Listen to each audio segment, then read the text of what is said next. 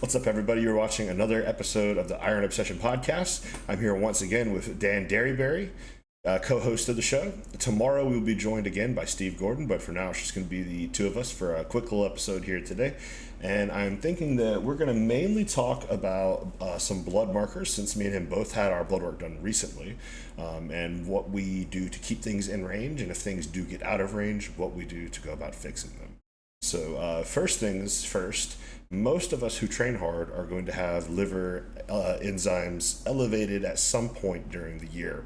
And if you train hard all year, probably anytime you pull bloods, you're going to see that they're elevated. Yep. I think on my most recent blood work, I could pull it up, but and I actually will do that once I turn the topic over to you. But I believe we're around 100 on the ALT AST. But another marker for that ALP, alkaline phosphatase, or something like that. Yeah. That was perfect, and that's another thing. You have your ALT, your AST, and you actually have your ALP. So it is more than just your ALT AST. So what was your elevation here with your liver on your last blood work? Yeah. So for me personally, as you kind of mentioned, going over some of the markers that we typically have to look out for, being in the enhanced side of bodybuilding, but honestly, even in the natural side, because what we were just talking about before we started the podcast was that I've had elevated liver enzymes for as long as I can remember. I got blood work when I was 16, 17 years old, and I've never seen my AST and ALT actually both be in range at the same time. It's generally anywhere between that 70 to 120 mark, and that's probably the highest I've seen it is around 120. And once you kind of start pulling up your blood work, I might be able to pull up mine too, because there is a share screen, share feature on Discord where you can show your blood work. But or we can just kind of I got mine on my phone. And for me, really, the only things that were elevated on my blood work, other than HDL, which is normal for me, or well, in that case, not elevated, low elevated, or whatever you call it. Yeah. Looking at my ALT AST here, it was 99 on the AST and 91 on the ALT, which is nothing crazy. I had taken one rest day, so I got blood work on a Friday. Thursday was a rest day. Wednesday was a pull day. So I didn't. In the past, I would have taken at least 2 to 3 days off of training and then get bloods pulled. But thankfully, we didn't have to do that this time. And I don't know about you, I hate doing that, man. Have you ever done that? Where you take like 3 days off? No, that's what I was gonna say. It's like I've come to a point where I've learned that if there truly is concern that you have some kind of liver damage, there are better blood markers you could be going and getting tested, like your GGT. Yes. I know that one in particular, you can pretty much get that one at any point in time, and that will give you, because I believe it's a protein that your body will produce, and it kind of can be indicative of liver stress if it's at too elevated of a number. But with ALT and AST, man, a hard leg training session, all that muscle protein breakdown, all that shit that's having to be detoxified through the liver. That's what's going to sometimes throw out large numbers that you might not even expect. But yeah, I've heard it like, oh, you got to go without training for at least 3 days, 5 days, whatever. Honestly, if you're training your ass off and you're taking performance enhancements and you're going to get a blood test and it's 70 to 100, I probably wouldn't even be stressed about it. Yeah. And if it does show up like, I don't know, 150 plus, maybe consider getting a GG test done or GGT test done. I personally actually have never gotten a GGT test because I've just never been concerned. Yeah. And it kind of goes hand in hand with the fact that while I'm not going to sit here and say that health supplements are just magic pills that you can take that keep you from, having skewed blood results, I definitely am going to advocate and say that if I weren't taking all the health supplements that I'm taking, I'd probably see a lot worse. And that's what I was just mentioning before. That's probably where the most of my money goes, is health supplements. Yeah. Oh, dude, I've done the math. You think the performance enhancements are expensive? You think the blood work's expensive? No, it's the monthly health supplements. The monthly health supplements are more expensive than any other performance enhancement that I'm taking. Because I take a laundry list of them, and whether all of them are as effective as one another, I can't really say. And just to list off a few, I take a general multivitamin twice a day. That's just because we're not getting enough nutrients in our diet from the bodybuilder-esque diet that we're eating. I know nattokinase, that's one that Austin actually mentioned to me, which I believe is more so for like kidney health, where I've always heard to try out astragalus root. So I've actually been using a pretty large amount of astragalus root over the last few months, and my I guess That's another one, is like getting kidney tests done. You can get your EGFR done, but a lot of that can be skewed too. So then if you actually wanted to get a better or more accurate test result, you would take your cystatin C, and that one can also give you an idea if your kidneys are stressed. But my EGFR came out of this this post show rebound at perfect. So I didn't even see the concern there. But yeah, I remember the first time going to the doctor, getting some blood work after taking creatine and working out a lot, and my creatinine being so high. They're like, "Oh, you're in like stage 3 liver disease or some shit like that." And then they go and take my cystatin C or no, sorry, kidney disease. Kidney disease is what I'm talking about, CKD. And then they go get that done, and they're like, "Oh, you're fine. Never mind." It's like the average doctor doesn't actually know about this kind of shit. So I was going to ask if you ever had seen any kidney elevation. So you've seen that on a blood test before? Me personally, no. I mean, I've had the creatinine being elevated. Yeah, that's what I mean. Like because that is considered a kidney marker. Okay. Yeah. Okay. So yes, like if we're going based on like all markers, yes, creatinine. And that goes to question: was I even hydrated whenever that blood work was done? And because the moment I get hydrated, right? Yeah, I was like 16. Oh, you definitely weren't hydrated.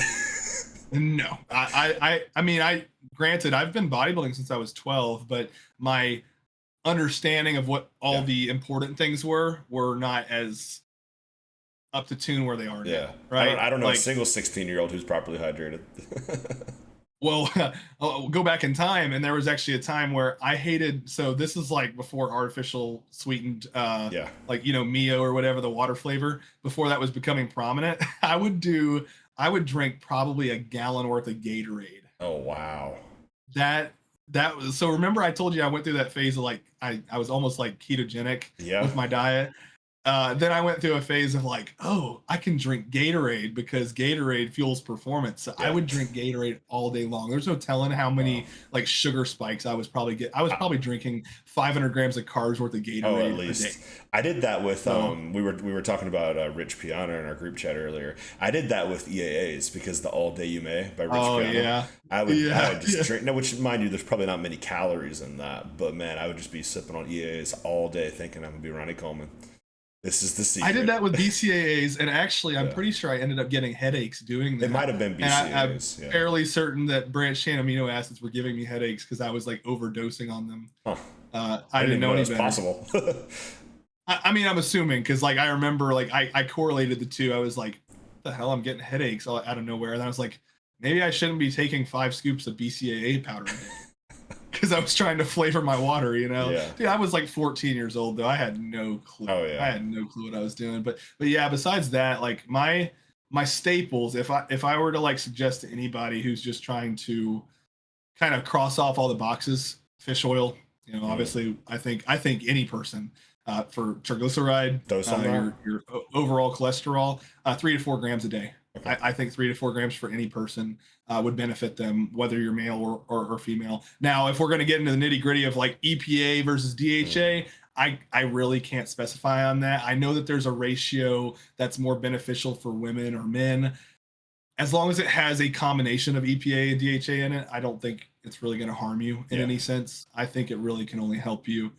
Because most people are just not getting those healthy fats and those essential fatty acids they need. So a good thing to supplement with. And I used to space it out throughout the entire day, whereas now Austin's just basically told me to take it all at once. So I take 3 fish oils all at once. I didn't know if there was one positive with one versus the other. Apparently there's some anti-inflammatory response that it can cause. And you don't want to have that all throughout the day because we want that inflammatory response for growth.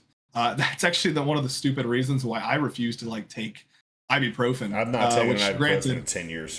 I don't need ibuprofen hardly. I don't ever get headaches. I don't ever have like muscle aches or whatever. But whenever people are like, "Oh, just take an ibuprofen," I'm like, "No, I refuse." Now if we're talking about blood work and liver and kidneys, you want to talk about something that will really destroy your health? PEDs will do nothing compared to a bottle of Tylenol and ibuprofen. Yeah. It is insane. Don't even get me started with the hearing about the bullshit with Tylenol. Oh yeah. I heard people get on that train, and I was like, look, I don't care if any of that is true or not. It does not make a difference to me. People should not be taking that shit regardless, because it will blow your kidneys and liver out your ass if you take too much. Straight. Yeah, I see people dosing that shit throughout the whole day at work. And Dude, I like, know people who take 4 Excedrin, which I think is basically just extra strong Tylenol. Yeah, it's like, yeah. Yeah, 4 times a day, 5 times a day. Man. Doesn't that shit have caffeine in it too? Yeah, yeah, it does. Yeah, I know a lot of people who basically abuse that stuff. And see, I thought that was like for migraines and shit, which I assume it is, but yeah, that's wild. Like, and I don't know, knock on wood, maybe that's just a problem that I don't deal with, that some people, it's like, man, I don't even want to get into the topic, but I wonder how much of this bullshit that I hear nowadays of like, oh, it's just genetics, when in reality, it's like, if I could look at what your lifestyle's like, I could pick apart dozens of different things that if you would change that, you probably wouldn't have all these issues. I used to have so many people issues, don't want man. the facts. I used to have so many issues, man, because before the age of 15, I basically did nothing but play video games all day, every day. I was 200 pounds, like 0% muscle mass. I was the height I am now. I was 5'9" since I've been like 11, 12 years old. So I was 190 pounds, 13 years old. That's actually what got me into working out. Yep. I was overweight. I was playing Call of Duty every day, 8 hours a day. Same. During the summer, I never went outside. I was pale as shit. I got picked on, got called whitey in school because I was so damn pale. And I got into I played football for a while, but I got into football that year and I hit my growth spurt. And that was whenever I lost my first, I think, 30 pounds. And I got into shape from football practice. And that was what put me on the training. Yeah, I went from 200, it was probably like 205, but basically 200, I think, down to 115 in about 3 months. Oh my God. Yeah. See, I thought what I did was crazy. I lost 36 pounds in 90 days. And people were like, I did not have abs he's on at the end steroids. Of that. Yeah, you probably actually looked good. I didn't have abs and my arms were 11 inches. I mean, for a 14-year-old kid, I looked good. I had lost a bunch of pudge, so yes, I didn't look bad for 14. I was skinny fat literally until my first show at 22. Yeah. It's man, hilarious. I saw your check-in photos today. You are looking really solid. I appreciate it, man. I put on a bunch of fullness. We added back in growth like a week and a half ago, and I think it's just like my body's been kind of like slowly adjusting to that, and just like all the nutrients are kind of starting to sit right. I couldn't tell if it was your freaking triceps just being blown out. I was going to ask you. You don't inject your triceps, do you? No, I haven't in years. Not the short. They're just blown out. That's crazy. Like my short heads right there. That's just kind of how the muscle insertion is, I guess. It's actually different. You can't notice a lot of my poses, but this one right here is actually a bit bigger. So I pose around that. Yeah. I saw that. I was like, God, this dude's triceps are insane. I think what that's from is I posted this on my story a while ago. But this was before we started doing the show. So I got into a habit of doing reverse grip bench press, and I was really good at it. When I say I was really good at reverse grip bench press, I was doing I would do 405 for sets of 12 to 15, and I would do 425 for sets of 8 to 12. I think I might have touched 450 for like 6. And it's like this grip right here, and it was just like all tricep. But and then my at one point the last coach I was with saw that. He's like, dude, what the fuck are you doing? This is not how we bench press. I'm like, yeah, you're right. Yeah. But any guy I ever see doing that shit in the gym, I'm like, God, he's just waiting to drop that barbell. Yeah. Well, here's the thing though, it's not an actual reverse grip. The bar sits between these two fingers, and you grab it like a talon, and then it rests here. I have calluses on my wrist still from it. Okay. So, yeah, super fun. If you go back on my page, you'll see me, and I used to do it with a block too to get even more triceps. So it would be like this far off my chest, just slinging out almost 5 plates with that. It was so much fun. I think that's one of the reasons my triceps grew as much as they did. And I've also I've always had a big focus on triceps. Now I'm starting to kind of transition a bit of that over to biceps just to make up for that, because I've never had a great connection with my biceps, especially compared to my triceps. Yeah. Man, I'm the opposite. I always just leg training was always so easy for me, but arms I did not care for. It's taken me 10 years to be able to take a leg press to depth. So you got that. Yeah. That's way harder to do. Way harder. But it's taken every ounce of like energy, effort, blood, sweat, and tears just for me to learn how to train legs properly. Because I was doing terrible form, like 10 plates on the leg press, 12 plates on the leg press, and then I stripped it down to like 2 plates, and I'm finally back up to about 5, 6. I'm just going to slowly work my way back up. But I got to be real careful with myself when it comes to progressive overload. because I tend to overload before it becomes progressive. It's almost degressive. And believe me, I've even been there myself, because like what I'm leg pressing with now is probably less weight than I've ever leg pressed with in the past, where I think, quite honestly, I get more of a workout out of what I'm doing now. But yeah, we all have those body parts, I feel like, that just we click with so well. It's whether it's your chest, your arms, your back, your legs. I just happen to be a leg guy. I just like, I think I was built to squat, and it doesn't matter what exercise I do, my legs, I just feel it. So yeah, it's just that's one of those muscle groups for me. Another thing with me too, like I was mentioning, how basically before the age of 15, I sat in a computer chair all day, did absolutely nothing. You got into football pretty quick there at, you said like 12 or 13, something like that? I think I started at like 9, but like actually got in shape, I was probably 13, 14. Yeah, I did literally. I got out of it after that. I did nothing athletic until I got into high school, and we didn't have a football team at my school because we were so small until my last 2 years of high school. So I didn't really do anything super athletic or mobile. And even then, when I played football, I played defense. You don't got to be super mobile to be a nose tackle.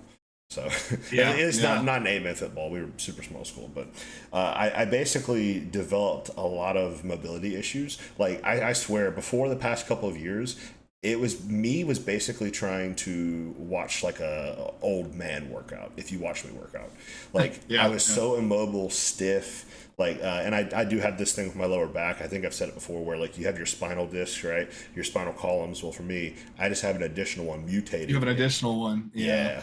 So that causes like consistent just nerve issues. But honestly, I'm pretty numb to it at this point. But and also, my feet are flat as a board. I call them my draft dodgers because I have seen that shit where the arches are just non-existent. Yeah. If they still allow you to not get like drafted for flat feet, I would be overqualified.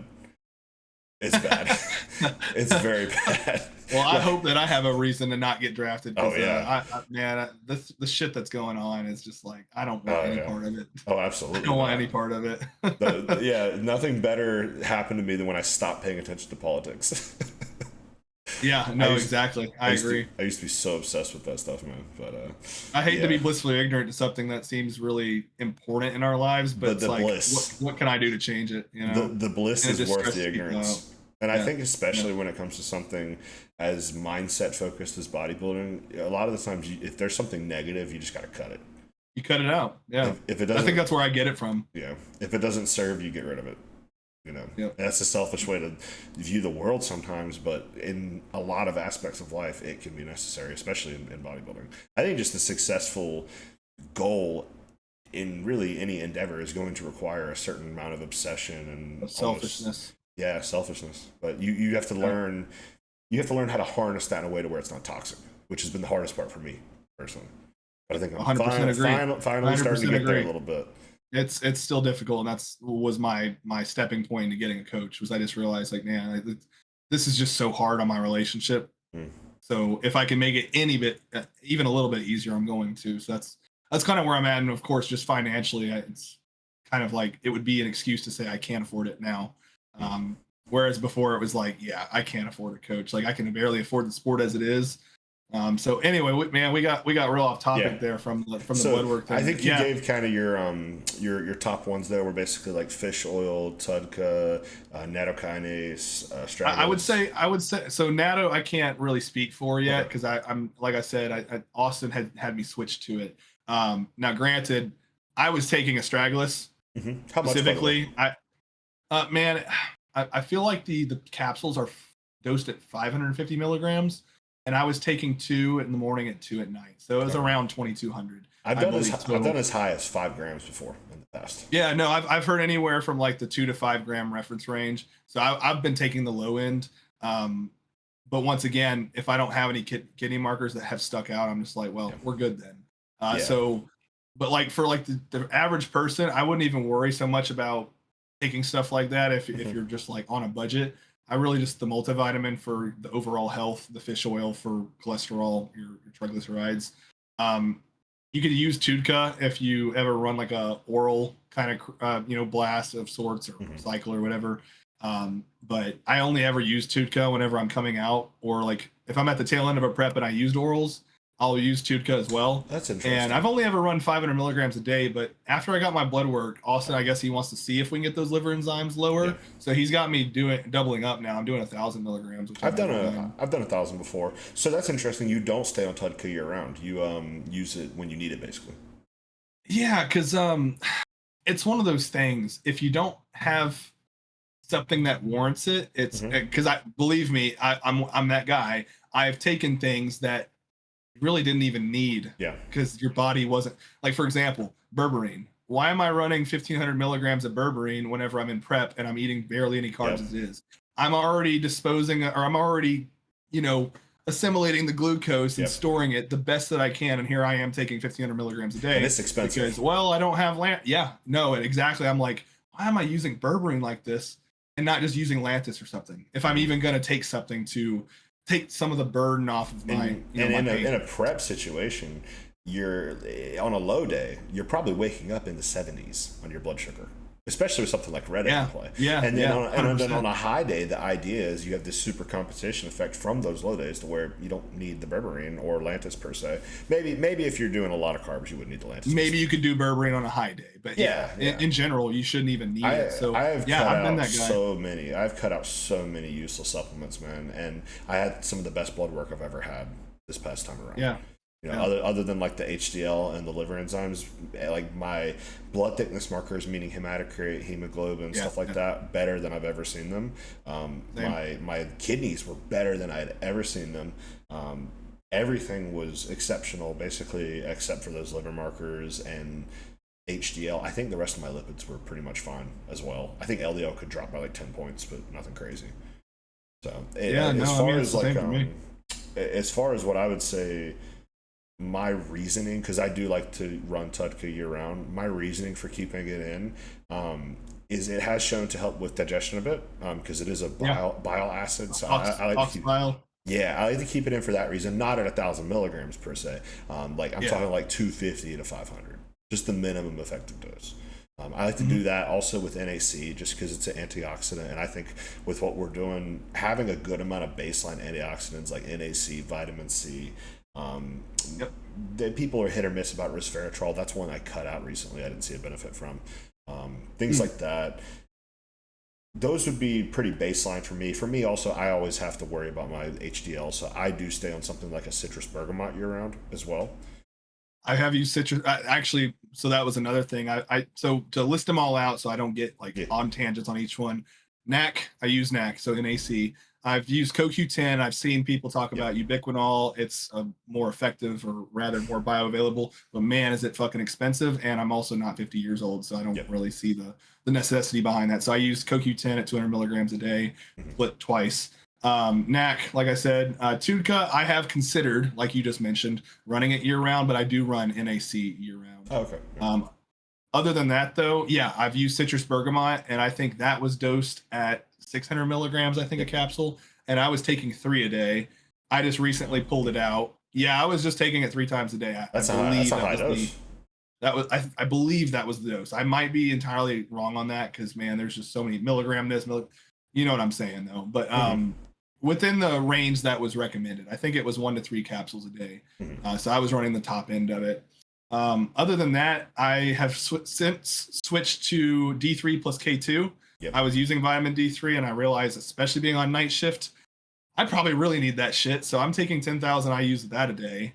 And that might not even be enough. I really need to get my blood work done with vitamin D test in there. The 5 vitamin D hydroxyl, I forget the test name. There's some specific tests. I got it done as well. So that's one test I still need to get done. But it sounds like we're pretty much kind of right in line with what we use. And then I just recently introduced Cialis, because I've heard of beneficial circulatory benefits of that. 10 a day on that, or 5?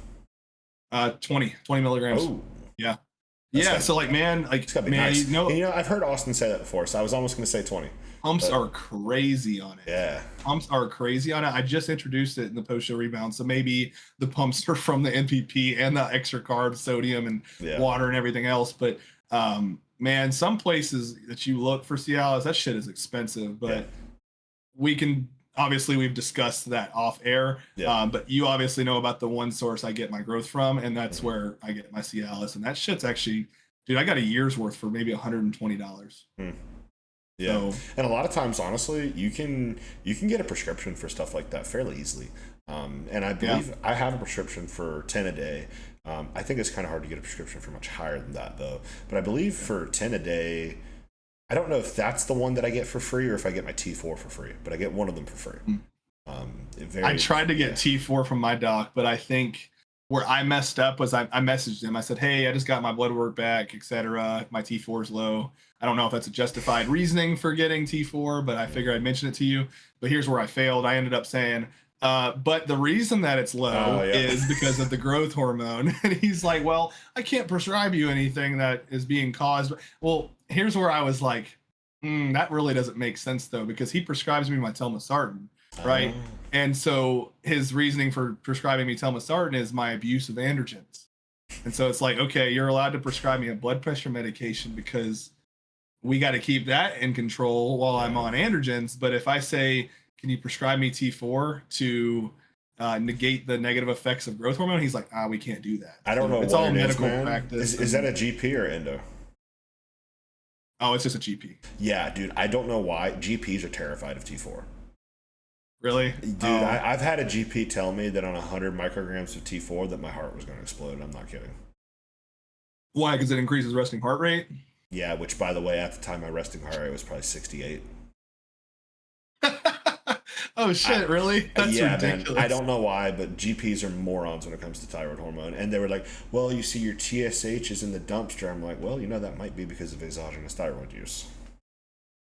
Your thyroid stimulating hormone it's this, it's the same feedback we have our LH and our FSH for testosterone. If you're injecting exogenous testosterone, you're not going to have any LH. Yeah, same thing with thyroid to a degree. I don't Unless think you take HCG every fucking day, which no point basically.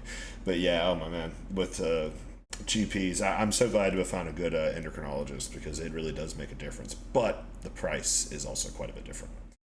So there is that. I'd imagine. Yeah, but I think my key supplements for like keeping everything in check, I don't really act retroactively to blood work. I kind of always I kind of keep my doses the same year round. Yeah, proactive. Yeah. That would be the correct wording. Going off 5 hours of sleep. Dude, I slept for 7 hours, but I don't feel like it because I pulled my mask off at an hour and a half. Yeah. I couldn't breathe out of my nostrils, and it just feels weird breathing through my mouth with this mask on. I woke up after 5 straight, and I felt super refreshed when I got up. Got a great start to my day. But since I was up at 4 o'clock in the morning and it's 8 now, I'm only normally up for 12 hours in the day or something like that. But that's besides the point. Yeah. I think the key get on my level. I'm up for 18 some days. Oof. Yeah. Yeah. Yeah, no, I definitely have it easier when it comes to my schedule. That's for sure. I don't take that for granted. But I think the essentials for me, fish oils are more of kind of a recent thing for me. I'm gonna be honest, I neglected that for a long time. But now I do between 5 to 6 grams, just depending on the dose of the capsules I have. I think it's like 5.8 or 5.6 I'm doing right now. I'm doing 4 caps a day, 2 in the morning, 2 at night. Those have been great for me personally, keeping my joints healthy. Just from having 10 years of wear and tear on my joints, it's starting to finally kind of show here and there. Catch up. Yeah, so that's been a big. I'm not old enough to say that yet, am I? I don't know. I hear 25s whenever you actually start to feel like you're dying. Nah, not quite. But you definitely start to notice some things here and there, like my shoulder will click a bit more. But yeah, stuff like that. So fish oil is definitely big. But a mainstay for me has always been NAC and TUDCA. NAC anywhere from 600 to 1200. Typically 600. TUDCA pretty much 250 to 500. I've not done a gram in a while. I will sometimes bump up the TUDCA a little bit during like a cruiser health phase, but that's only like if I were to have done an oral, like you said. But I can't tell you, other than contest prep, I can't tell you the last time I did an oral like in the off season. It's been a long time. But so NAC, TUDCA, fish oils. For me, citrus bergamot is huge. You just wait with Joe. I guarantee he's going to put you on one eventually. I hope so. I've listened to them talk about it. I made sure to get some Anatral on hand in case. Well, so I think with them, and I think Austin and Joe are in similar camps with this. I think they're more about sporadic use of it, though. So like, that's 100%. Yeah. And I've never done that before, actually. I've always either just ran it straight for 4 weeks or 8 sometimes, or I've put it in on days that I wanted to like progress something. Yeah, I've never tried that, so I'm definitely interested in doing that in the future. But and those would probably be the mainstays for me right there. Just fish oil, citrus bergamot, and then the liver not medication, the supplements there of NAC and TEDCA. Kidney supplementation, I used to, like I said, I would do 5 grams of astragalus and grapeseed extract and all these different kidney markers. But I've always found when I put them in, it didn't really budge my numbers that much. But as you know, I'm getting older per se. I now what I've done is I found this company called, I think it's called Pro Muscle Labs. They have all these really good formulations, and for some reason they're dirt cheap. Their liver formulation I think is like $20 for a month's supply, and it's like $250 TUDCA, 600 NAC, a bunch of milk thistle, some other stuff in it as well. It's like super affordable and very good formulas. Yeah, sounds like it. So I take their liver formula, their kidney formula, their cholesterol formula, and that has basically everything that I need in it. So I think my health supplements right now, fish oils are probably the most expensive thing, especially since they have to be high quality, so they're not like rancid. So actually I have bought cheap fish oil for the longest time, and I know that's something that Austin had put on my plan that's different. I'm running out whatever I have left. It's like the Nature's Bounty or whatever shit that you buy on Amazon. I've never had an issue with it, but I think he recommended me, I think it's like Carlson's Elite Omega, and I think I looked at the unit price of that, and it's like triple, if not quadruple the price of what the fish oil is I'm taking, but it's supposed to be more, I guess higher quality. So I'll link in the chat the Pro Muscle Labs when we get done with this, because it's super affordable. And like I was running no other health supplements other than fish oil, maybe like one, like a multivitamin, for example. Everything else was all their products, and my blood work came back better than ever. And I really attribute, they actually have a it's called Hemo Thin. I tried that out this time around, which it has some stuff in it. I think that may be the one that has nattokinase, and something like that. But anyways, they have really good products. I'll put you onto them, and it's super affordable as well. I think my supplements outside of fish oils are like $120 a month. That's it. Yeah, I think I've taken a monthly average, and this is I think I told you in the last podcast, but this is including like Gatorade powder and pre-workout. It's essentially every supplement that I purchase, whether it's for the gym or if it's for health. I think it comes out to around $145 a month for everything. Oh, okay. And that's because it's because I buy everything single ingredient. So like, as you mentioned, there is like, essentially there's a lot of companies out there that do sell these, I shouldn't refer to them as matrix compounds, but the proprietary blends where they have all these different things added into one capsule. And whereas you just said it's rarely, or it's pretty affordable, it's rarely affordable, because I know I've currently got a supplement company that I'll say that I have an affiliate code with, and that's through Cody, the guy that's hired me to work for him as a coach. That's like the affiliate, I guess, supplement company that we are working through that we will suggest to our clients. And I will say it's definitely on the pricier side. Like, I went through and I looked at some of their supplements and I was like, these are really good formulations. But if I compare their formulations in reference to price for those formulations, as opposed to me just purchasing the supplements, single ingredient options, like one by one from like, say, NutriCost, man, it's like, for me, it's like, it's the difference between paying $140 a month for these supplements versus paying $300 plus. And I'm just like, man, that's a little too much for supplements for me. I'd be interested in what you're talking about, because like I said, if you have the money to fork out for those supplements that are used, everything's blended together, cool, for convenience. But then it's actually interesting, because you might think, I'm going to buy this supplement that has everything combined, and it's going to be much easier to take. And then it says the serving size is 6 capsules. No, these are big serving sizes. I'm already taking a shitload of capsules as it is. So is it really saving me any time by getting this supplement that has everything just combined into 6 different capsules, versus me just taking single individual capsules of every single product that I want to be taking? So it just, and I'm sure you have like you probably have a giant weekly pill container where everything's sorted out already. So I don't have a container. I actually just have a fucking crate with all of my, because I'm so lazy. I don't like to, I've thought to get a tackle box to like actually like sort out all my pills, but I'm so I don't want to call it lazy, but I know I'm going to have to go through and grab these pills every day. So I actually just keep all the supplements in their containers they come in. I've got this big crate that my girlfriend, she's all about crates. I always make fun of her. Shelves, crates, anything that you can store shit in, she's got it. So she got me this big crate, and it's essentially just got all of my bottles of supplements, and I'll just go one by one and grab my pills out of each one, because man, it doesn't take me that long. And the difference between doing that and like setting up my whole week's worth of supplements versus just doing it every day, it's about the same amount of time consumption. So it just, a lot of these little things that we do here and there that we think save time, at the end of the day, we're talking about seconds.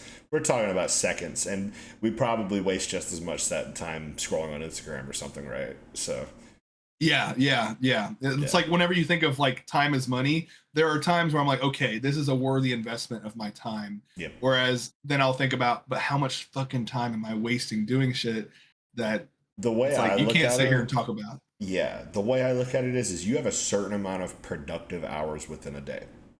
I don't think you're going to get more. I don't think you're going to get less. I think most of us are wired to have, let's say, like, I'm talking like uninterrupted, like you could actually count out second, like a couple hours of that time a day. Where, you know, a lot of people who work from home, they'll work in spurts, because if you work for 8 hours straight, you're just going to get burned out and have less performance. I think it's the same thing when it comes to these little tasks in our life, right? Like, you're going to get that productivity when you need it and where you need it. Of course, assuming the person is disciplined and you're not just scrolling TikTok every 5 seconds, but I digress. Yeah. But health supplements have definitely come down a lot for me. One thing that I did add in recently that I noticed made a big difference for my liver health was injectable glutathione. Have you ever tried that? Really? I've seen it, but I have never tried it. Yeah, so I was taking that when I got my liver back at 91, 90. But that being said, I had been on a blast for like 40 weeks. So I'm lucky my liver numbers weren't higher. But 100%. But while I was doing more of it, I was doing 200 3 times a week during prep. I think I was doing 200 once or twice a week when I got that blood work drawn. And I got blood work a week out from the show, and I think my liver enzymes were lower than they were when I just got them tested. I think it was like 70 and 60. I was super surprised by how low they were. So I attribute that to it, the injectable glutathione. You want to get that lyophilized, I believe, but yeah, there's a better through biology. Better through biology is where I would get that from. That same source that I told you about for the growth has that, and I've seen it's lyophilized.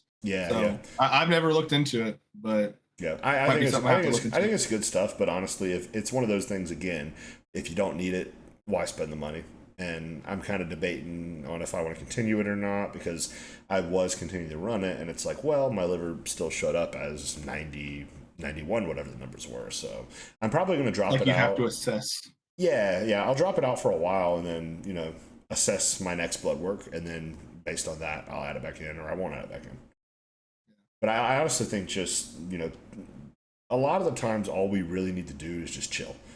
Like when we push the gas for a certain amount of time, numbers are going to get elevated, and you just got to give your body a break and chill. And I'm about 4 weeks into that now, and I'm finally at that point to where it's like, okay, I want to kind of get going again, which, in somewhere between like 2 to 4 weeks, I will. But after 40 weeks, that's by far the longest I've ever done. And I would never recommend anybody do that. It just happened that way for me because I had a really long contest prep. I think my contest prep was at least 22 weeks. It could have been longer, but it was at least 22 weeks. And then I did a rebound, which means not going into a health phase immediately after your show. Androgens were still elevated.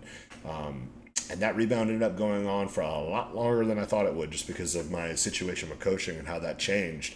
I think I went to Joe at I think it was the 10 or I think it was like the 10-week post-show mark, and I'd still been blasting, and I was kind of gearing up to go into a cruise then. But after talking with him, we discussed some things, and it's like, well, I feel good. Everything is moving along perfectly, and based on my last blood work, that I had just gotten a couple weeks prior, we could assume things are pretty good.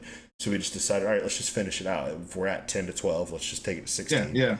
And thankfully that worked out. I will say I don't ever intend to be on a 40-week blast again. I just don't think it's necessary.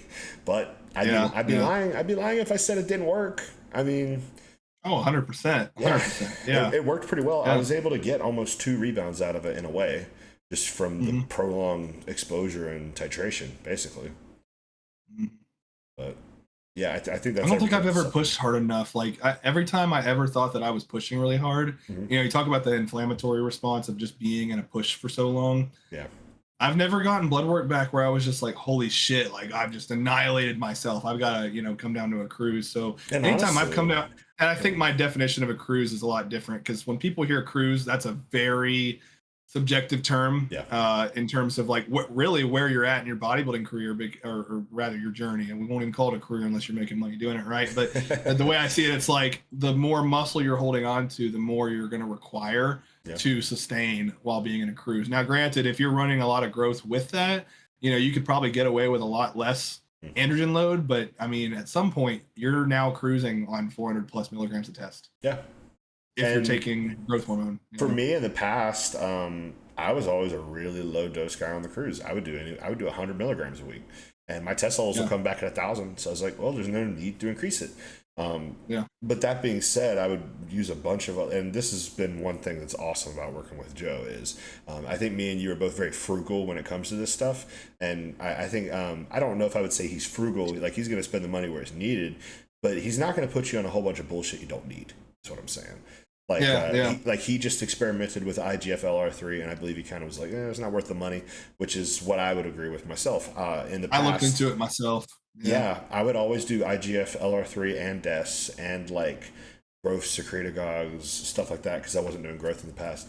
On my cruise, man, I'd probably spend like $400 on. It's all cherry picked bullshit that really doesn't provide that much. It doesn't do anything. Now, I've heard IGF-1LR3 can be used properly and it might have some benefit, but I think most guys just don't know actually how to utilize it. And I will sit here and say I don't know how to use it because I've never taken it, but I've heard that it can end up sending you hypo if you're not careful with the way it interacts, I guess, with glucose.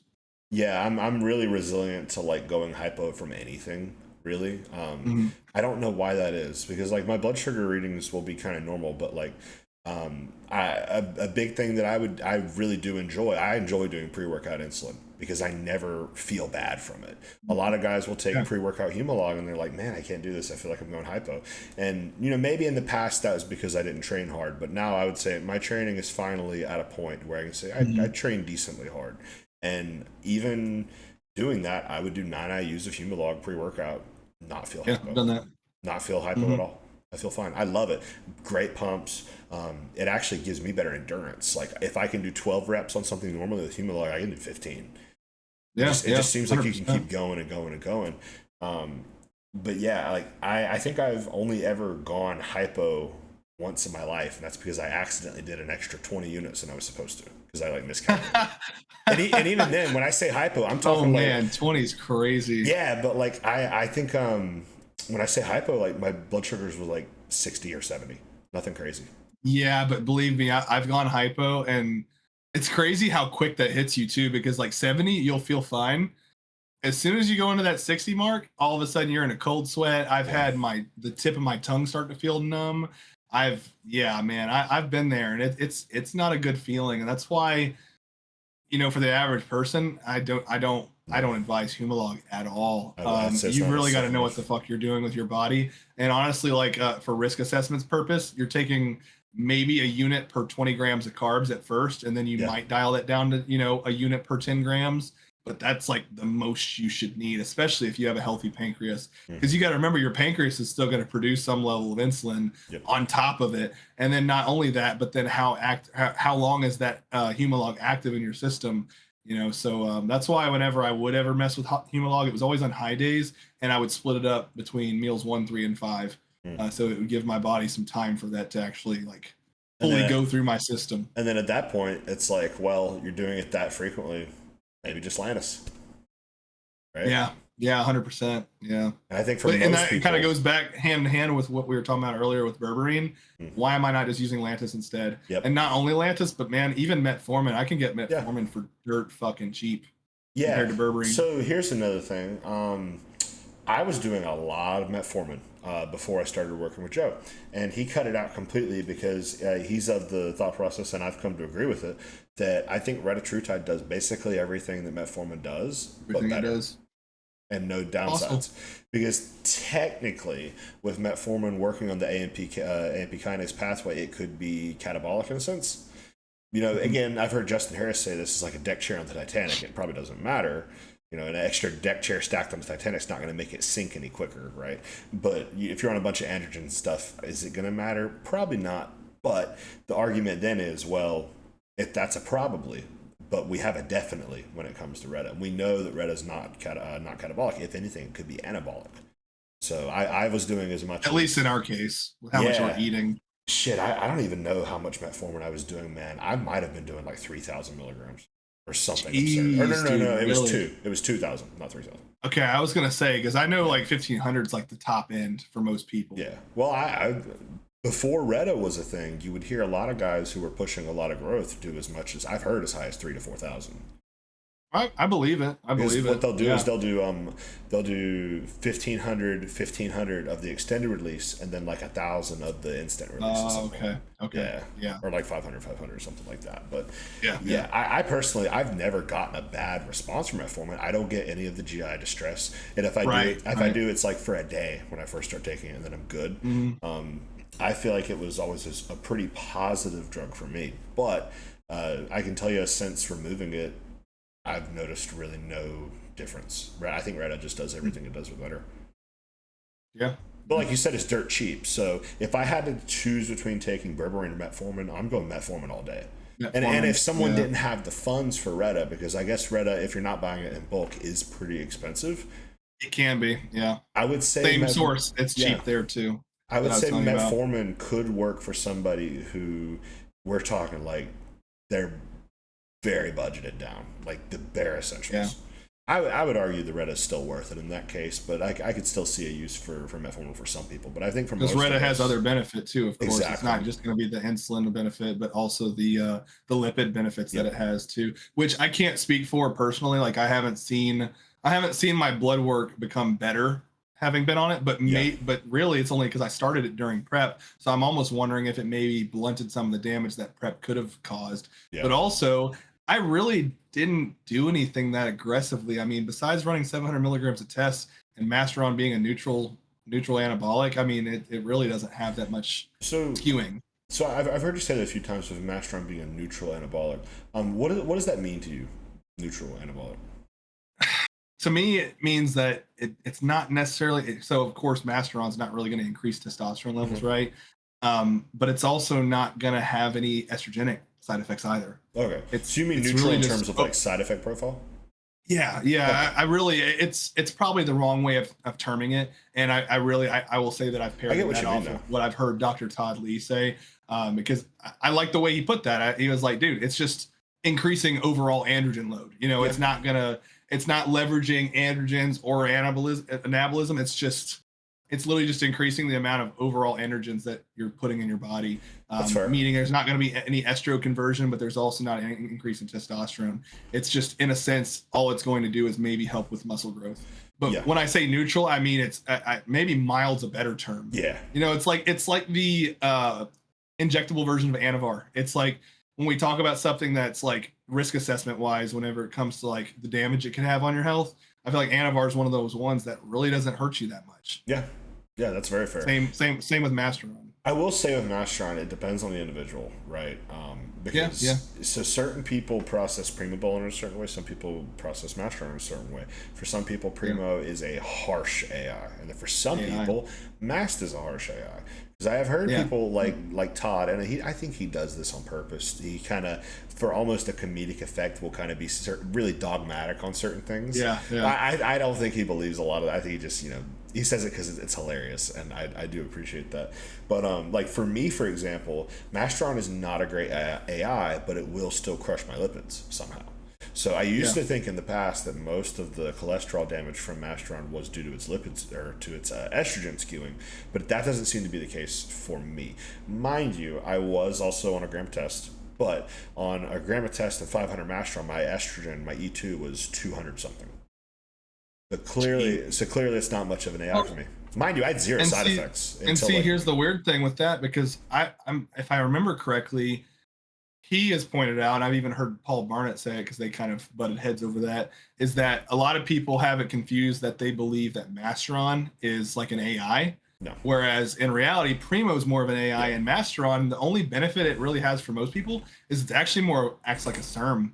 Yeah. Meaning you're still going to have the elevated estrogen levels. And it just might help with the avoidance of gyno, for example. That's what I was getting at. I was saying I really had absolutely no nipple sensitivity up until like the last week before that ended. So it took that long for everything to kind of build up. And most people just say they feel a lot better on Masteron too. I don't know if you get that feeling. Well, I get a confident sense. So I've never really done high dose Primobolan, and I don't know if I'd call 500 Masteron high dose. I believe that's the highest I've ever taken it, is like 5 or 6. 500 to 1,000. That's probably like no, I know advanced people bodybuilder. Yeah, I know a guy that runs 2 grams. Yeah. I know a guy because he takes the Todd Lee approach, and rather I shouldn't even say Todd Lee, because really Todd Lee got the idea from John Jewett or Victor Black, but this guy, he'll run 300 milligrams a test, and then the rest of his drugs is all Masteron. So he'll run 300 milligrams a test, and he'll take 2.2 grams of Mast. I'm super against that, by the way. So that's what it means by neutral anabolic, because it's not gonna. So it's supposed to give you that overall like androgenic load that you might need in order to create muscle. But the testosterone is only put to a point where you're above like the natural range, and enough that you get the maximum amount of estrogen conversion required to get the maximum amount of IGF-1 output from your growth hormone. And that was like Todd Lee's like philosophy, that he kind of parroted off of John Jewett. And I think on paper, Black. I think on paper that's all well and good, but I think in reality, test is best. It sounds like a great thing, and then you go and try to apply it, and I'm sorry, I'm not even gonna knock on Todd, but you know, it's like the proof is in the pudding, and I don't hear of any guys besides John Jewett potentially who are on the Olympia stage. And granted, I mean, even for John, he's a big guy. That guy's definitely running more than 500 milligrams a test with everything else. And here's the thing. This is a big pet peeve of mine. John did not grow the majority of his muscle doing that. You're entirely correct. John worked with Matt Jansen. That's all I'm going to say. And Matt Jansen is the... he is the anabolic pusher. He is the opposite of Victor Black. Yes. And so it becomes the question of like, okay, what would be required to maintain that level of muscularity? Sure, maybe you run 300 to 500 milligrams a test and then go and run 2 grams of Mast. Maybe you maintain it. But if you're actually like telling me that's how you grew, no, you're probably running a gram of test and then some kind of other anabolic, whether it be DECA or EQ, or maybe running Primo along with that stuff. But no, I don't hear guys growing like, because like that was almost like, I almost considered for this off season, maybe because I had such bad water retention last time, I was like, maybe I just do test and Masteron. But I'm like, no, that was actually just my poor mismanagement of not injecting frequently enough, getting too freaking fat in the off season, and not, I guess I'll say, monitoring my blood pressure as well as I should have been. My blood pressure was good. We can always maybe a better way of putting that is, one thing I will say that's very different about this rebound is I've been on top of tracking my steps. And I know that sounds like a very like minute thing, but you'd be surprised how, if I go out of my way not to get steps in for the day, I might not even get 3,000 steps at work. And that's if we have a very not busy work day, where some days I'll get 15,000. And I do realize how much that plays a role in my day-to-day circulation and fluid retention. 100%. And so where I had a lot of days where I'd go into the gym feeling stiff as fuck because I was holding a lot of water, and training performance was almost like reduced because I wasn't getting the excretion of fluid required to be in a healthy sense of body, I guess. So I'm all for, you know, running the high dose test and EQ type cycle. I just think it just needs to be managed better this offseason, which is why I see it too is Masteron is which to be fair, they all are to a degree, but Masteron is a synthetic hormone. Like, we do not naturally produce Masteron. We naturally produce testosterone. Your body knows what to do with it. Your body knows we have testosterone that converts to estrogen, converts to DHT, all these other downstream metabolites. It knows what to do with it to a degree. Now, does it know what to do with 10,000 milligrams of it per deciliter? Probably not. No. Probably not. But I think generally the rule of thumb, bioidentical hormones are king. I've always believed that. Test, GH, insulin. And if you want to get into the nitpicky of it, technically humans do produce nandrolone. Yeah, and that's why I hear that nandrolone is prescribed in a clinical setting too. Yeah, and like we were talking off air, I don't think it takes a lot. I think between like 100 to 300 milligrams a week, and you're golden. Like you do not need to run it high. You have that option, but I don't think it's necessary for a lot of people. I think like an ideal, stack, so to say, is, and assuming the person is a responsible and advanced individual, and has some weight on them, because I think if you're sub 200 pounds, this probably isn't a great idea. Test GH, insulin if needed to support the GH, a little bit of androgen, and then one anabolic of choice that you personally respond well to. And this is where I don't like the dogmaticism of people saying you have to use Masteron or you have to use Primo. Right? Like some people respond great to Primo. Good for them. My wallet couldn't afford it. I don't care how I respond to it. I'm not doing that. I've never bought it. I won't buy it because it's just too expensive. I've never run more than like 300 milligrams a week just because how expensive it was. And then some people respond terribly to it. Is what it is. I don't think they're hurting too bad there. Trust their estrogen. Yeah. And then some people respond terribly to Masteron. Some people Masteron will make their skin break out in horrific acne. And then with EQ, some people cannot take it because they get anxiety from it. Me personally, I feel great on EQ. I have no problem with it. If anything, I think you and I are kind of both. We respond pretty well to just about anything. As far as everything that I've run, I've never had anything that really immediately I was like, oh my god, I've even experimented, like I was saying off there, I've even experimented with Trestolone, and I got really no issues from it. I felt great on it. D-ball, legit almost euphoric feeling. I can't think of a single thing that has ever made me feel bad per se, outside of just idiotic use when I was younger. Yeah, I almost anticipated buying some specifically for the post show in case my estrogen was tanked. Yeah. Because it's obviously gonna. That's smart. It's like pure methyl estradiol if you end up taking it. But and that's the way Trestolone. No, my estrogen came back fine, so I was like, well, I guess I didn't need it. But no, I almost had it in my head. I was like, do I go ahead and order some? It could be 10 milligram tablets. It's not like I'm gonna take 50 milligrams right out the gate. But I figured if I was crushed, I would have it on hand. But like I said, I was good. I was surprised. I couldn't believe that my estrogen came back within the range that it did. Just a couple weeks post show. So. Yeah, man, I feel like we've kind of touched on that. You had a pretty aggressive protocol with the estrogen crushing towards the end there, right? Dude, like I said, if it came down to preference, I would have had Arimidex on hand, and that really just came out of purely not anticipating how much I needed. I tried Aromacin because I had Aromacin on hand, and I felt like it wasn't doing shit for me. And my end goal for North Americans was I'm going to have striated glutes. Now realize. I know that striated glutes aren't the end all be all, but for me, I was like, I want to bring conditioning that is that of a pro. And so I brought that conditioning, or at least close to it, I would say. I think you did 100%. But I took Letrozole 2.5 milligrams every day for 4 or 5 weeks. Yeah. And so I think the last thing, it really didn't ruin me. I felt fine.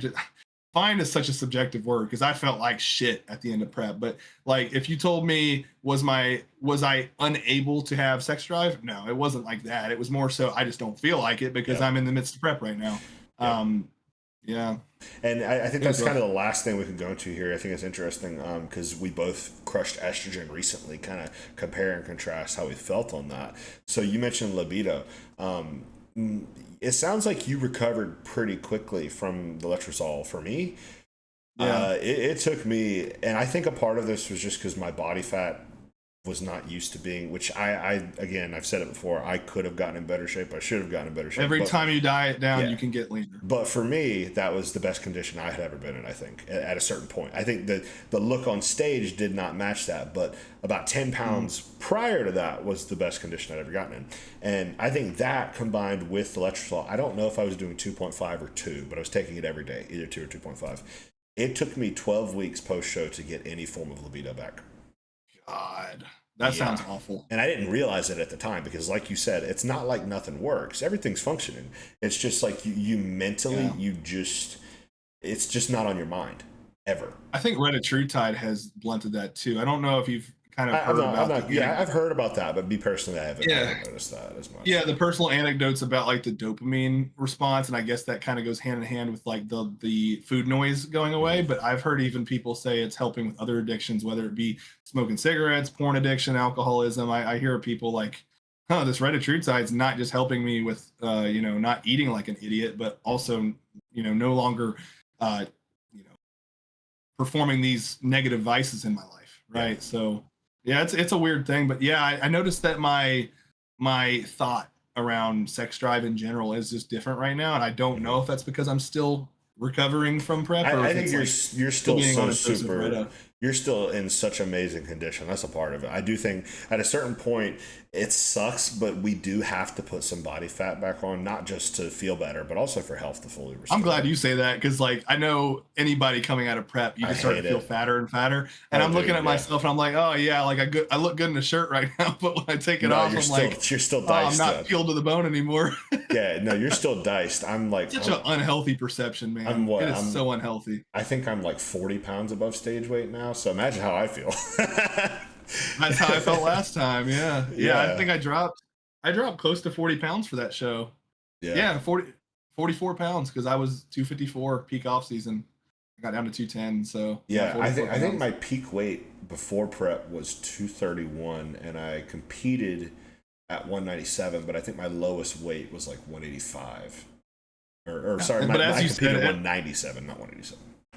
gotcha. But as you said, every time you prep and the more muscle you put on, the leaner that set point's going to become. Oh yeah, for where sure. you feel good at a low body fat. Whereas right now, until you have a lot of muscle on your frame, which both of us have a pretty good amount, but we're not like up Super there heavy. yet. We're still Yeah. working on that. But I think the bigger we get, the leaner that set point's going to become, Oh, and for it's sure. going to be that much easier to bounce back. And a part of that is Whereas, just like, an illusion too, because the more muscle you have, the yeah. more it shows through the fat, for lack of a better phrase.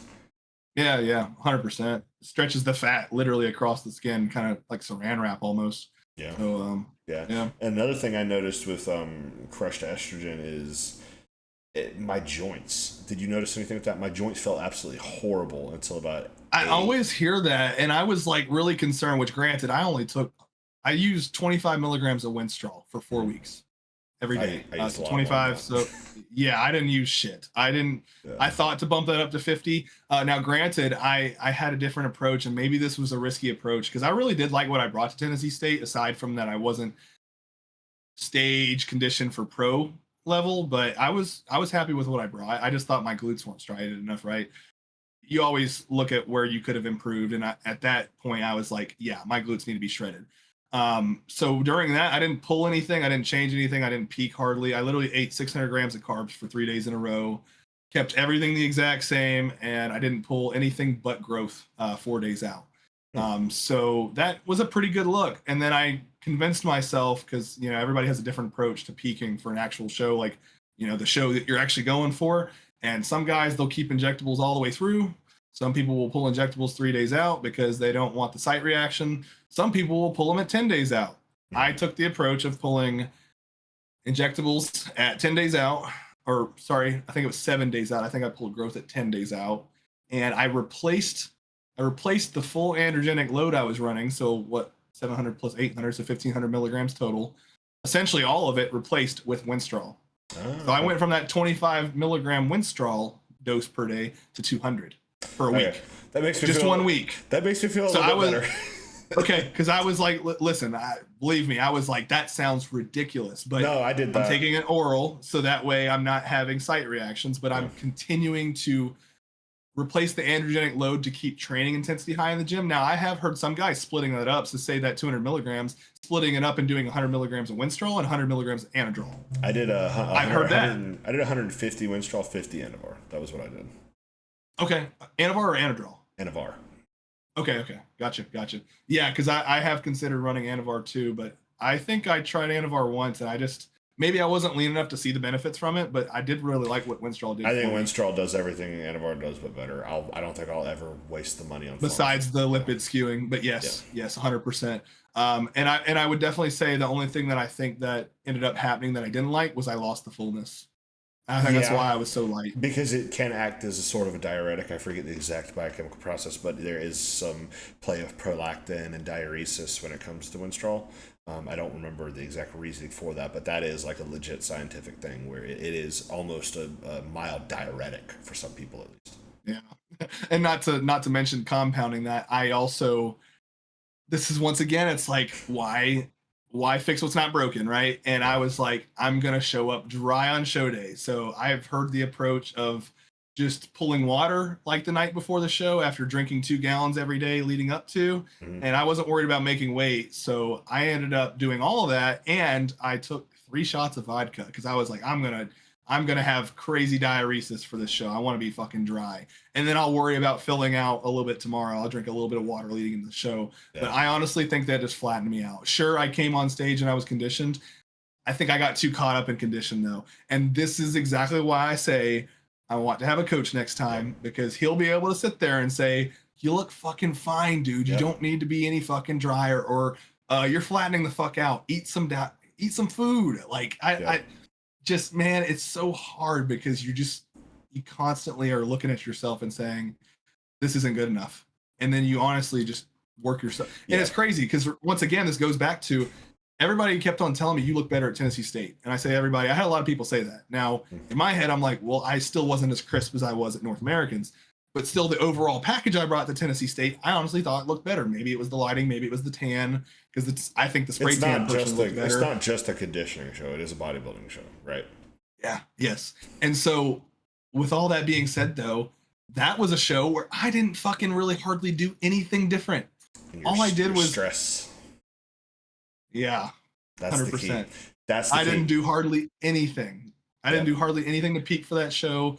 On the show day, I was throwing in some Pop-Tarts and Rice Krispie treats to like, have some carbs to, be a little bit full. But man, I didn't do anything, and I just brought that to stage. And then the North Americans, I'm like, I could have done better. I think this is the final thing that we can end on, because I know we wanted to keep this a bit shorter. Sure. All my days blend together, man. I swear, I can't stand it at this point. It was either today or yesterday. I don't remember. But I was chatting in DMs with one of the guys I competed with at my show. He won my class in Classic Open, I think, something like that. But really, really great guy. Legs are crazy. But we were talking, we basically got along to the lines of how we're harder on ourselves and how we can always be better at training, how we can always, be better in certain aspects, and we're our own harshest critics. And I said something along the lines of, I think that's the sign of a driven competitor, to be harsh on yourself. Because I would rather be self-doubtful and self-critical than self-obsessed and arrogant. Pat myself on the back, because that does nothing for you. That doesn't do anything for you. Like people who say, I'm going to be Mr. Olympia one day. Like, I'm sorry, but until you're like top 5, you should not be saying that shit. I've told you off air about an experience I have with a client who said some outlandish things in regards to that. But I would much rather be. Now, here's the thing, though. I think we do need to be self-critical, but that it has to be within reality. Like, if you were to tell me right now that your legs suck, I would say, shut the fuck up. Yeah, you're full of shit. You're full of shit. I would I would literally commit a federal crime to have your legs. Legs don't suck. So it's like, we can have our criticisms, but they need to be based in reality. Because when you can look at yourself with a critical and an objective eye, you can learn something out of that.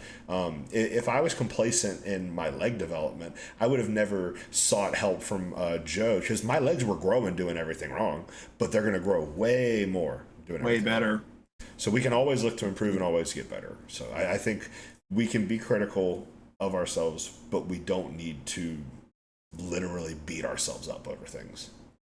So like you did the best you could at the time and at that situation, and I don't think if you could go back and change anything, I don't think you would, because it led you to where you are right now. Yeah. And granted, like most of the time when I would do a check-in and I would look at myself, I always would try to remove the emotion from it. I'd always try to say, like, this is just another person. We're just trying to get this person ready for stage. Like, this isn't even me. This is just, does he have a complete full package? And honestly, leading up to North Americans, every single day I was like, oh, this is just getting better and better. And I really think maybe that adjustment of pulling injectables at 7 to 10 days out, maybe it just flattened me out. Maybe I should have just carved up harder. Maybe I should have thrown in fats on those carb up days. Because like I told you, I had 1,000 grams of carbs for 2 days in a row, and I was losing weight. And if I hadn't lost weight, I probably would have looked fucking fine. But granted, I hate to call it loser mentality, because I definitely always go in with that mindset, like, I'm going to fucking win. You had realistic expectations. It would be so arrogant for me to sit here, not even arrogant, delusional, to think that I'm going to go and win my pro card in the heavyweight class, 15 pounds under stage weight or 15 pounds under the cap. I was like, no, I'm going in for the experience. I'm going in with proper conditioning. And next time I want to bring in the tissue, that at least could put me within that top 10 realm. Yeah. That's what I would like to do. It's just realism. Yeah. But at the same time, I would be disrespecting my other competitors if I really thought I was going to beat them at 15 pounds below the weight cap. Because there are going to be guys that have been competing in that show for probably up to a decade. Oh, yeah. Not all, I don't think that's having a loser mentality at all. I think that's having a realistic outlook on your situation. And the thing is, too, let's say that was your outlook and you somehow did actually end up winning. What do you lose by having that mindset? Nothing. Yeah. Because does having the mindset of, I'm going to go in this, I'm going to crush everybody, does that really give you a better possibility to win? I don't think so, especially not if now if you're Nick Walker, that's a different story, but I think there's one Nick Walker in existence right now, and his name is Nick Walker. Yeah. Most people are not going to walk into their first national level show and completely clean house. I think I would have been more upset if I had done well enough to potentially get a pro card, because that would have told me nobody better showed up today. Yeah. And I'm 15 pounds. No, I need to be if I can get close to that stage cap and then I do well and get my pro card, sure. Yeah. But if I had won my pro card somehow or even gotten close, I would have actually been a little bit more disappointed, because I would have been like, now people are going to look at this and say, he didn't deserve that pro card. If you got it from the class. That's why I went to the hardest show of the year, just about. If you got it from the class, then yes. But then if you were, to do that with the overall being underweight, then that just means you're the best person there. That's why I always feel really, really, really bad for the people that win their class, like at a, not at a national show, obviously, because this isn't the case. I always feel really bad for people that win their class when they're the only person in their class. When they're That sucks, because if you're a lightweight, you're probably going to be the only person in your class. Yeah, and I'm not talking about the person who's doing that and then going to nationals. I'm talking about the person who they prep once every couple of years, and that's their chance to kind of display themselves, and they go prep. Challenge themselves. It's them. Yeah. It's like a participation award. Yeah, it sucks, because a lot of those people could do well and could beat other people, but yeah. Well, I think that's a good place to end it. We wanted to keep it a little bit shorter because we got another one of these coming tomorrow, which I'm looking forward to.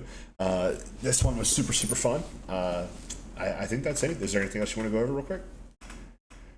I think that's it for today. I think if we come up with any more topics, we can try to make a list for tomorrow. And I think Stevie being in too, that'll make it more interesting. Oh yeah, too. and I'm sure. Oh yeah, he could have definitely bounced off on some of that bloodwork stuff there, because he's super big into the bloodwork as well. I know he's a whole lot bigger into it at his age than I was at his. That's a huge head start for people. Yeah. I don't know. He's done everything right since the start. That's 100%. The interesting thing about Stevie. And I think I once again, I always hate to ever take credit, because once again, me and him having been so close over all the years, it seems like I've been always one step ahead of what I'm doing. And then I'll go and tell him, and he's like, okay, I'm not going to go and do that. Now, I'm not the only person in his circle, of course, but there are a lot of times where I'm like, I'm glad I was able to at least help him out so he doesn't make the same stupid mistakes I made. I think being proud of being a positive influence in another person who's doing the same passion as your life, I don't think there's anything negative about that. I don't think there's a way to put a negative spin on that. It's only a good thing. And he's a smart guy, though. Oh yeah, dude. Oh yeah. Even back when I first saw him at 14, 15, I was like, this guy's gonna do good in bodybuilding one day. Yeah. But yeah, this has been another episode of the Iron Obsession Podcast. Thank you all for watching. We will see you tomorrow. See you tomorrow.